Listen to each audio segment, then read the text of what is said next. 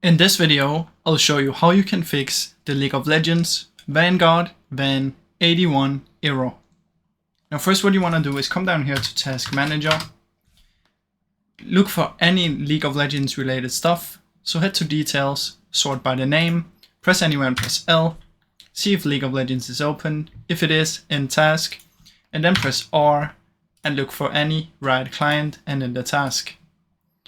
Now, once you make sure that all Riot client stuff is gone, just like that, what you want to do is go to the startup right here, and you want to look for Vanguard tray and make sure it's enabled.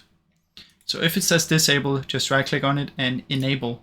After that is done, what you want to do is come down here and search for run msconfig, okay, and go to services.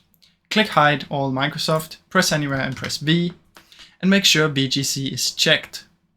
If it's not checked, you want to check it and press apply and OK. After this, you might need to restore your PC, so just do that. After that, you want to come down here and search for CMD, right click and run as an administrator. It should open up this one, and in here you want to type these two commands. First, type sc space delete space vgk and press enter. It will give you a successful message, and then you want to type this one and press enter. This will remove your Vanguard, and then we need to reinstall it. So what you want to do is come down here, search for this PC, open up your drive where you have your program files, come in here, look for Riot Vanguard right here, and you want to delete this folder. Now if it says you cannot delete it, it's because you have Vanguard open down here, so right click on it and exit.